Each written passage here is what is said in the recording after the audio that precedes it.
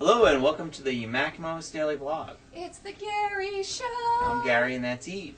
Oh, hey, there's Eve. Right there. No, wait. Oh, this here. Way. It's right hard. here. The whole Here's mirror Eve. thing. I'm looking at the screen. Big news story today, which shouldn't be a big news story, is I guess PayPal made a list of browsers that it thought was safe against phishing. That's phishing with a PH. I'll explain what that is in a minute. Safari wasn't on it, and it's a big scandal, right? Well, it really shouldn't be. Well, first of all, PayPal is the biggest victim of phishing. I mean, because they're the ones that are usually, PayPal and eBay, same company, are the ones that are usually used as bait. Okay, not their fault, but still. So they feel they need to issue, I guess, this report. Safari is secure against phishing is the thing, but in fact, no browser is secure against phishing at all. No, it's just there's a warning that Internet Explorer 7 gives you. It's a color change in the address bar. right. And future versions of Firefox are going to do that as well. Safari doesn't do it. Now, that's what I didn't understand. I understood that the Firefox 2 also had a change in color menu bar, and it does change when you go to a secure site. Oh. Okay, but it's just by a certificate.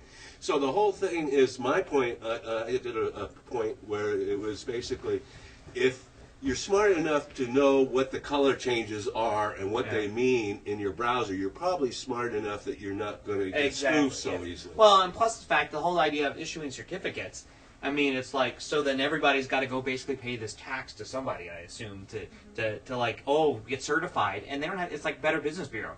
All you got to do is pay some money and you're a member of the Better Business Bureau. All you got to do is pay some money and you got a phishing certificate. So, I don't know. And I'm not sure how browsers protect against phishing, because most of the instances of phishing I've heard is you get an email.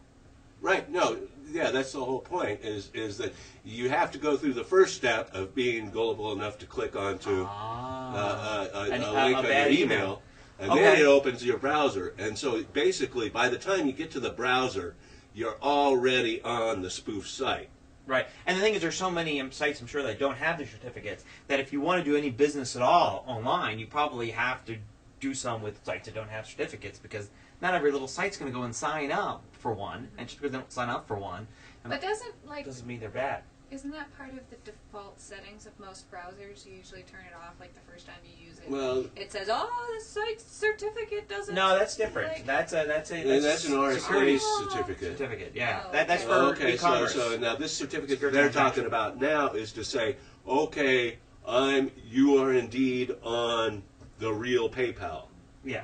And so you go and you say, okay, I'm Amazon. I buy this certificate that says whenever they come to my website with that browser, this certificate says that, yes, I'm the legitimate Amazon. It says Amazon.com on the top?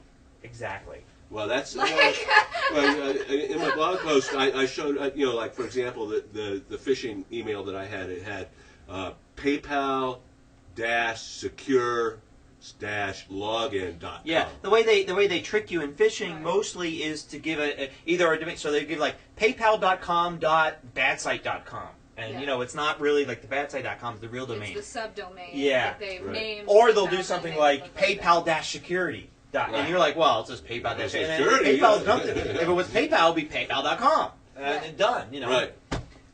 So that's /secure login. But the exception to this case, of course, is where you don't know what the actual URL of, say, your bank is. Right. And the easy way to prevent all this is anytime you get an email, never click on a link in an email ever. If it's from somebody you know, like your bank, PayPal, you do business with eBay, whatever it is, you go to your browser and you have a bookmark for that website, or you type in physically that website. Mm-hmm. So you see it saying, hey, mybank.com says you need to correct the security thing. Okay, you ignore that email, go over to your browser, type in the URL for your bank that you know is the real one, and then go to your account and try to find that information from there. And if you don't find it, call them and say, hey. Yeah, there's a telephone. And then today, I actually got an email, a legitimate one, from PayPal to get the PayPal plug-in for your browser. Oh, okay. And so, but then I said, well, this doesn't look right. So I went and I typed in PayPal, but then I had to search through the entire PayPal site to find Well, this plugin. Sometimes you can read the information or something like that, but you have to also, in a phishing email, sometimes they give like 13 links, 12 of them which are good actually go to PayPal, and the 13th is bad, and they're just looking for a few people to click that 13th link and all. And Anyway, your that's info, it. Be safe out there. Just be smart and safe. Good. Perfect.